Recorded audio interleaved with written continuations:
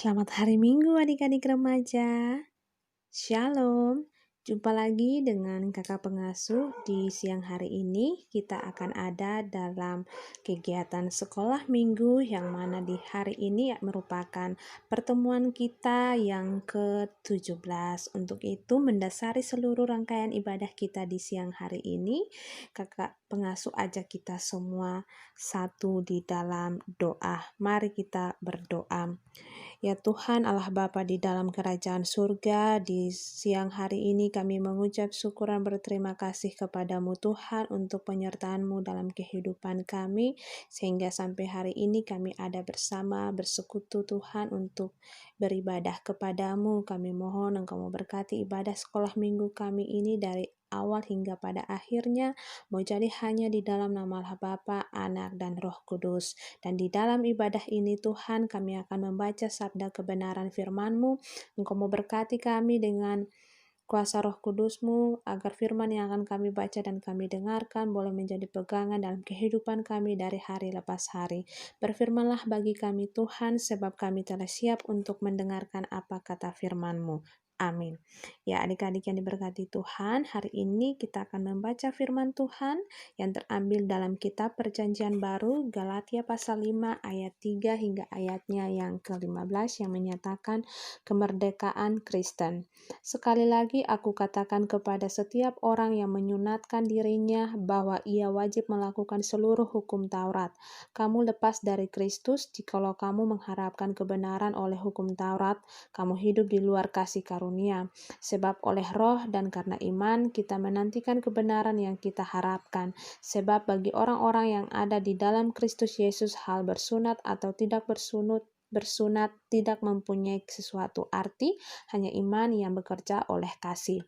Dahulu kamu berlomba dengan baik, siapakah yang menghalang-halangi kamu sehingga kamu tidak menuruti kebenaran lagi?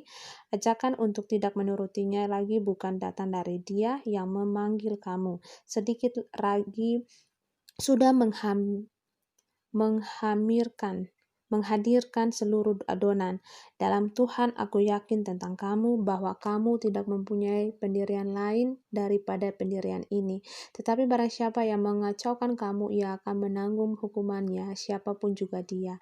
Dan lagi aku ini, saudara-saudara, jikalau aku masih memberitakan sunat, mengapakah aku masih dianiaya juga? Sebab kalau demikian salib bukan batu sandungan lagi. Baiklah mereka yang menghasut kamu mengebirikan saja dirinya. Saudara-saudara, memang kamu telah dipanggil untuk merdeka, tetapi janganlah kamu mempergunakan kemerdekaan itu sebagai kesempatan untuk kehidupan dalam dosa, melainkan layanilah seorang akan yang lain oleh kasih, sebab seluruh hukum Taurat tercakup dalam satu firman ini, yaitu kasihilah sesamamu manusia seperti dirimu sendiri.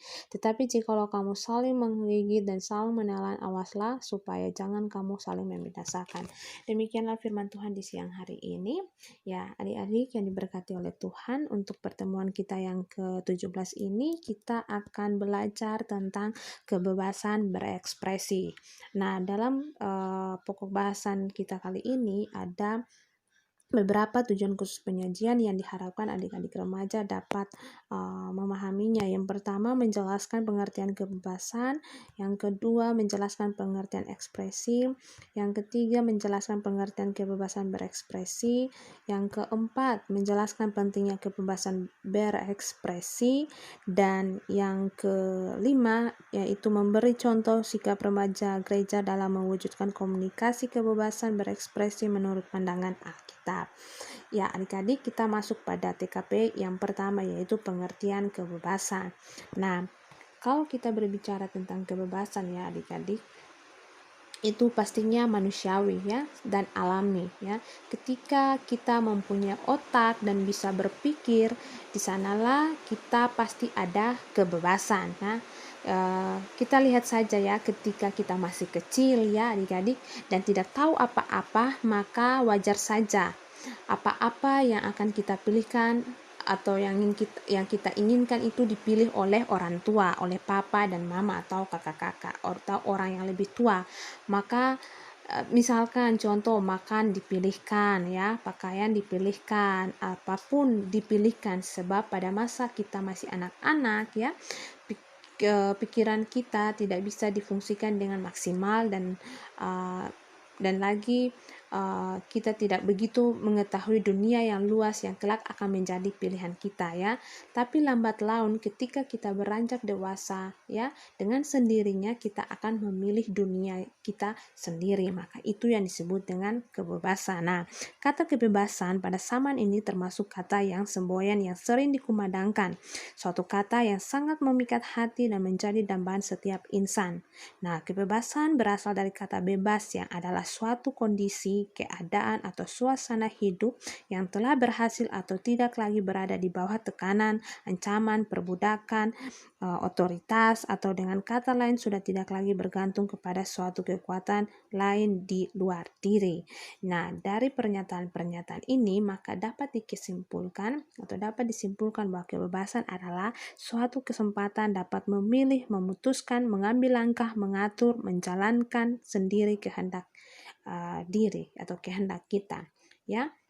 Itu pengertian dari kebebasan. Kemudian pengertian dari berekspresi. Nah, berekspresi ini berasal dari kata dasar ekspresi yang artinya suatu ungkapan atau pernyataan atau penyaluran ide, gagasan, suara hati, perasaan, gejolak emosi seseorang. Sehingga kalau kita berbicara tentang berekspresi berarti suatu upaya mengekspresikan perasaan, suara hati, ide, gagasan, kehendak, dan harapan serta gejolak emosi seseorang agar dapat dipahami, dimengerti, dan diterima oleh orang lain. Jadi kalau adik-adik remaja lihat ekspresi orang tua di rumah atau saudara di rumah ketika lagi bahagia, pasti raut wajah orang tua atau saudara kita itu akan terlihat juga bahagia. Ketika dalam ekspresi mereka atau keadaan mereka dalam sedih, pasti ekspresi mereka juga pun sedih. Ya, jadi itu yang dinamakan dengan berekspresi. Selanjutnya, pengertian kebebasan berekspresi. Nah, kebebasan berekspresi merupakan suatu situasi atau kondisi atau suasana aman, nyaman, tidak terbeban, tidak tertekan, di mana orang merasa bebas mengungkapkan suara hatinya. Jadi kalau kebebasan berekspresi berarti tidak ada punya tekanan dari siapapun, ya, tidak ada beban. Jadi kita bebas mengekspresikan diri kita sehingga seseorang dapat dengan leluasa menyatakan, mengungkapkan, menyalurkan, menuangkan perasaan dengan tidak bergantung kepada orang lain tetapi berada dalam kendali firman Tuhan.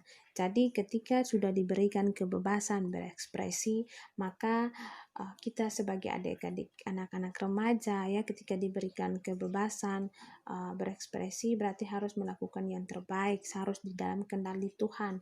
Kebebasan berekspresi yang bertanggung jawab.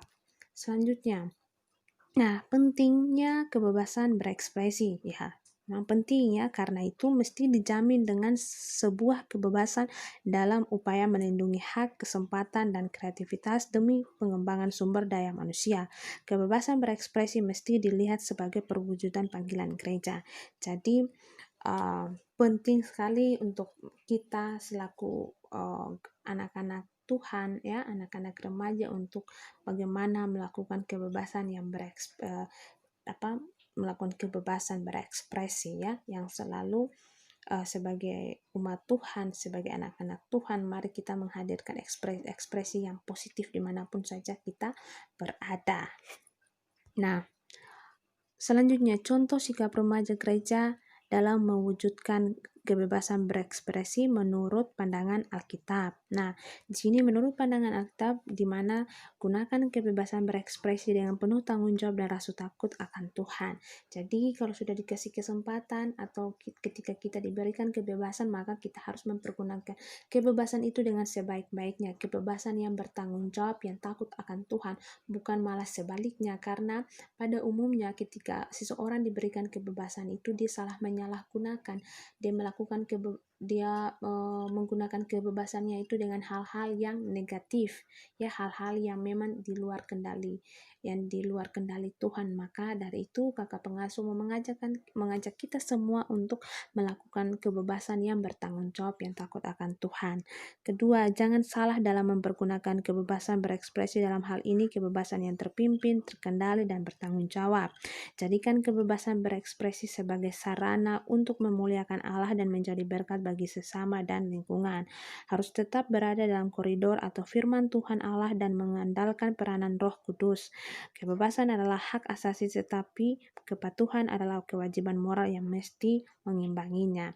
Jadi itu merupakan kebebasan, bagaimana kita melakukan sebuah kebebasan yang bertanggung jawab, yang selalu mengandalkan Tuhan, yang takut akan Tuhan. Ya, kakak pengasuh berharap materi untuk pertemuan ke-17 ini dapat adik-adik pahami dan mampu untuk melakukannya di dalam kehidupan sehari-hari adik-adik, dan melalui materi hari ini boleh menjadi berkat untuk adik-adik di rumah, dan adik-adik juga di rumah boleh menjadi berkat bagi banyak orang. Amin. Ya, ayat hafalan untuk adik-adik di rumah, ya, walaupun kita tidak ketemu secara langsung, ya, tapi kakak pengasuh berharap adik-adik bisa menghafal ayat hafalan kita di hari ini di Amsal 4 ayat 22.